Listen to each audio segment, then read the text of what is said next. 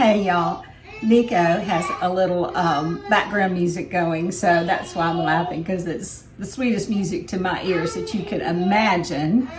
This is going to be a wonderful day because I have pecans from Vic, Louisiana, and they were grown on the same land where my mama grew up. My cousin, sweet cousin Barry Lee, sent them to me. He farms down in Vic, and Effie, yes, Nico. And so he was picking up pecans actually out of his yard. He has a pecan orchard, and I said, would you send me some of those pecans? Because it would mean so much to me to have pecans on the land where probably my mama played and picked pecans whenever she was a little girl. So they're so beautiful. I was going to show them to you. They're small, and you know, like strawberries and all pecans, a lot of different ingredients that you use. The smaller they are, the sweeter they are. So when Nico hugs people, he goes, "Oh, I know, so sweet, baby." Thank you. So we are going to chop these pecans. And I roasted them in the oven, just actually for... So here we go. This is actually also, I wanted to use these for a very special recipe. So we're going to use them for two different recipes. The first one is my mama's apple dabble cake. And here is the recipe written in her handwriting. And I found it after she passed in a little notebook. And so I actually have it hanging on my wall. But I thought I'd share it with you today because it's just so good. It's served warm and has a great topping to it. But here is the main cake. 3 cups of flour, all purpose. 2 cups of sugar. And mix that together. So first of all, you just mix all your dry ingredients together. So you know, whenever I told you that you are adding baking soda or salt to flour, you really want to mix it up so that it incorporates really well before you add your wet ingredients. And this is a teaspoon of salt and a teaspoon of baking soda. And more dry ingredients are 2 teaspoons of cinnamon and a half a teaspoon of ginger. So here are all of our dry ingredients. Now right now, instead of adding our wet ingredients, show Nico down there. He loves stickers, so he's playing with his stickers. We're gonna add our pecans and our apples to our dry ingredients and mix them up, because that's gonna make them kind of have integrity still in the cake and not all go to the bottom. So this is 4 cups of chopped apples. You can use whichever kind you like. And one way to tell how many apples you need is to chop, all these apples were this size. So you chop one and measure it, and then you know how many apples you need. I thought I'd need all 4, but I actually only needed 2. And it made 2 cups each. So I'm just going to try and see. It's a cup of chopped pecans.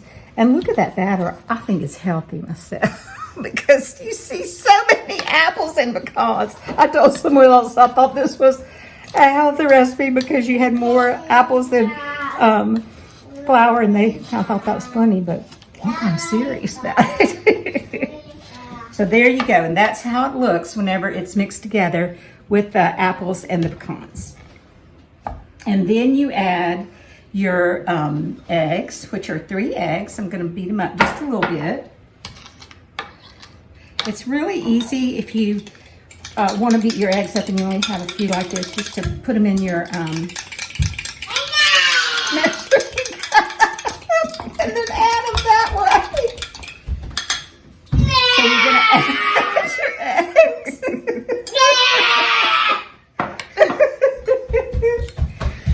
And your oil, which is a cup of vegetable oil. Hey, my baby. Hey. Hey, cutie. And 2 teaspoons of vanilla. So here we go. That's all of the wet ingredients. And we're going to stir, stir, stir. Now, we're going to break, as soon as I put this in the thing, I'm going to show you in the pan. I'm going to show you what ingredients go in the topping because you have to cook it. And then you put it on as soon as the cake comes out of the oven. So we had to bake it in real time today so you could see it. And I'm just telling you, it is so delicious. In fact, I think my sweet friends Hoyt and Susie Tidwell are going to come by tomorrow. He's also a food, they're foodies, and he's a big food vlogger.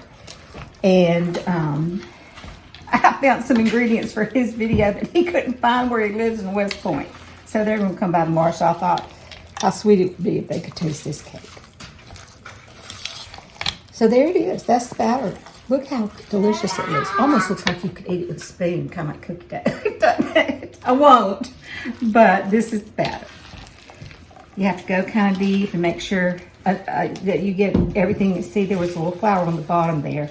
And this is another great recipe that's one bowl whenever you're mixing it. So you don't have to have 1,000 bowls. You don't have to get out any electric appliances. Just use your guns. God's tools.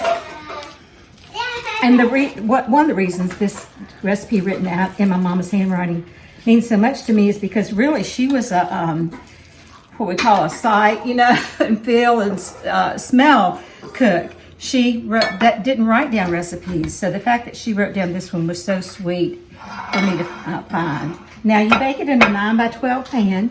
This is not quite that large, but I thought it would probably be really good if it were thicker, so we're going to try this today. And you just put it in your pan. I've sprayed it, or you can use butter. A little more dry ingredients. Nico is just now starting to really help me cook, and we have had such a... He likes to put things on his head. Yes. Besides cooking, he likes to wear it. And he's happy with anything. It's so sweet. Those are actually some old cupcake liners. So I put a section of my pantry just for him, and he is so excited every time he opens it up because it has this little applesauce and all. And he starts jumping up and down and going, wee, wee. He's so happy. Okay, there it is. Oh, gosh, look how yummy. Our kitchen is going to smell so good in just about 10 minutes. So now we have it in our pan, and we're going to bake it at 350 for 35 to 40 minutes. I'll check it at 35 and see, and then we'll judge by then. So we'll see you back in a little bit. Okay, y'all, so this is the topping for the cake that we baked. My mama's apple dabble cake. And what I've done is I'm melting a stick of butter in my saucepan. I'm going to add 1/4 cup of cream. And I believe I'll have to look at the recipe honestly to make sure, but it's online. Probably a cup of brown sugar. And remember, when you measure out your brown sugar, unlike your white sugar, you have to pack it down to make sure that you get the right amount. Okay, so see, oh gosh, it smells so good, doesn't it, honey? Oh my goodness. So you mix it together really well, and then you let it boil for 4 minutes. So I'm going to bring it to a boil. And I'll whisk it while it's boiling. And then we'll be back and I'll show you. Okay, so the topping is ready. It's just beautiful. Can you smell that, Charlene? Oh, caramel. And here's the cake. Look how pretty that cake is. Honestly, you could just eat it like this as a breakfast cake. Don't you think? Yeah. Like a coffee cake? But we're going to make it like my mom made it. I think she used to make it for her little Sunday school class when she lived in Baton Rouge. And anyway, oh my gosh, y'all. So you can see that it's going to melt into the cake. Once you add the topping to the cake, you put it back in the oven at 350 for 5 minutes. And as you can see, it's just very gradually sinking into the cake. And then it'll firm up like frosting. But you have to let it sit for an hour before you cut it. Believe it or not, we can't taste this now. But we'll take a picture and show you whenever we get it done. So this is my mama's apple dabble cake with pecans from Vic. Bon appetit, y'all. How would you like to become a VIP member of Miss Dana's Kitchen? Miss Dana is now on Patreon. By joining Miss Dana's Kitchen on Patreon, you will get early access to videos, a special tips and tricks video, Miss Dana's Kitchen merchandise, emails delivered directly to your inbox, and much more. There are several membership tiers to choose from, starting at just $5 a month. Miss Dana would love to connect with you. Visit patreon.com/Miss Dana's Kitchen for more information.